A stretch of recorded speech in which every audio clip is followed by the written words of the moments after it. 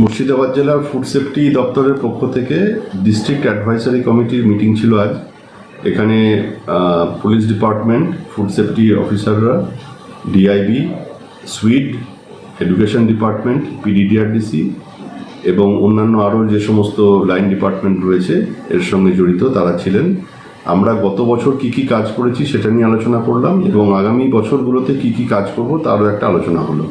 আপনারা জানেন যে মুর্শিদাবাদ জেলায় প্রচুর আম, লিচু হয় এবং ব্যবসায়ীদের মধ্যে একটা স্বাভাবিক প্রবৃত্তি থাকে যে এগুলো কার্বাইড দিয়ে পাকানো, কিন্তু কার্বাইড যেহেতু শরীরের পক্ষে খারাপ এবং সেটাকে যাতে তারা ব্যবহার না করেন তার জন্য আমরা সারা বছর আইসি বিভিন্ন অ্যাক্টিভিটিস করি, তাদেরকে বোঝানো হয় এবং কার্বাইডের পরিবর্তে কি কি ব্যবহার করা যেতে পারে সেই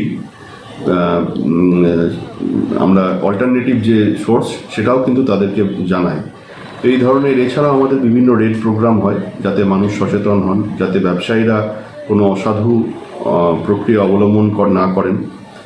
আর এটা আপনাদেরকে বলার বিশেষভাবে উল্লেখযোগ্য যে গত বছর সার্বিকভাবে যে আমাদের পারফরমেন্স সেটা সারা ভারতবর্ষে মুর্শিদাবাদ জেলা 1 নম্বর শিরোপা দখল করেছে।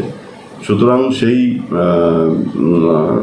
জায়গা থেকে আমরা এটা আগামী দিনে আরও এগিয়ে নিয়ে যাব এবং আমাদের মানুষের স্বাস্থ্যের কথা ভেবে, মুর্শিদাবাদবাসীর কথা ভেবে ফুড সেফটি যাবতীয় যে সমস্ত কাজগুলো আমাদের সরকারি স্তরে করার কথা সবগুলোই করব। আর আজ একটা আমরা গাড়ির উদ্বোধন করলাম, এটা মাননীয় রাজ্য সরকার আমাদেরকে দিয়েছেন। এখানে এটা একটা মোবাইল ভ্যান যেখানে ফুড টেস্টিং ল্যাবরেটরি রয়েছে। এই গাড়িটা পাওয়ার ফলে আমাদের সুবিধা হবে, আমরা জেলার প্রত্যন্ত জায়গায় জায়গায় গিয়ে ফুড স্যাম্পল চেক করতে পারবো এবং সেটা ঠিক অথবা ভুল সে সম্পর্কে জানতে পারবো। হ্যাঁ, অবশ্যই সাধারণ মানুষের জন্যই তো করা। খাবারে যাতে ভেজাল না মেশানো হয়, খাবারে যাতে কোনো দূষিত পদার্থ না চলে আসে, তার জন্যই তো এই সতর্কতামূলক ব্যবস্থাগুলো আমরা সারা বছরই করে থাকি। আলোচনা হলো রিগার্ডিং লাইসেন্স রেজিস্ট্রেশন নিয়ে আলোচনা হলো। ফুডে যে অ্যাডাল্টারেশন চলছে বিভিন্ন জায়গায়, যেমন মোয়া, যে আমরা এখন খোয়া বলি, খোয়া বিভিন্ন জায়গায় দেখা যাচ্ছে এইসব চেক করতে গিয়ে বিভিন্ন অ্যাডাল্টারেশন হচ্ছে। এই বিরুদ্ধে আমরা সচেতন হই, আমাদের সচেতন করাতে পারি এই বিষয়টা নিয়ে আলোচনা হলো। এই জিনিসটা আমরাও বলছি যে সঠিক পদক্ষেপ কত পদক্ষেপ নেওয়া হয়, কোনো অ্যাডাল্টারেশন কিংবা আমার সমর্থন করে না। এই ধরনের অ্যাডাল্টারেশনের বিরুদ্ধে সকলেই ঝাঁপিয়ে পড়ে লড়ছে এবং মানুষকে সচেতন করার দায়িত্বটা আমার সকলকে নিতে হবে। কীভাবে সচেতন করবেন? প্রচার, মিটিং, যাওয়া, কাছে যাওয়া, এগুলো এবার হচ্ছেও। কীভাবে আইনের যে প্রয়োগ সেটাও যেটা সঠিক প্রয়োগ হয় এই বিষয়ে যে আইন আছে তার সেই আইন অনুযায়ী ব্যবসাদার হোক যারাই করে অ্যাডাল্টারেশন তার কিন্তু ব্যবস্থা নেওয়া হবে, এই সিদ্ধান্ত নেওয়া হবে।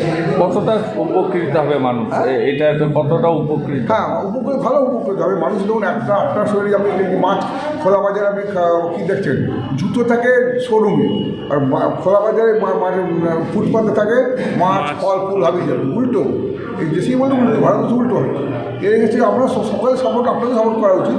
এই বিষয়টা এমনভাবে সচেতন যদি আমরা করতে পারি আমাদের পক্ষে, জনগণের পক্ষে, আমি তো জনগণ একজন, আমাদের পক্ষে সুবিধা হবে। এটা মূল বিষয় ছিল আজকে মিটিংয়ে। আর আমরা খুব স্যাটিসফাইড এই মিটিংটা করে। আগামী দিন আমরা যে যাতে এই অ্যাডাল্টারেশন বা বিভিন্ন বিষয় নিয়ে সরকারি আইন সেভাবে কাজ হোক, এটা আমরা চাই। কী নাম আপনার? কল্যাণ শাহ, সাধারণ সম্পাদক, Murshidabad district chamber of commerce.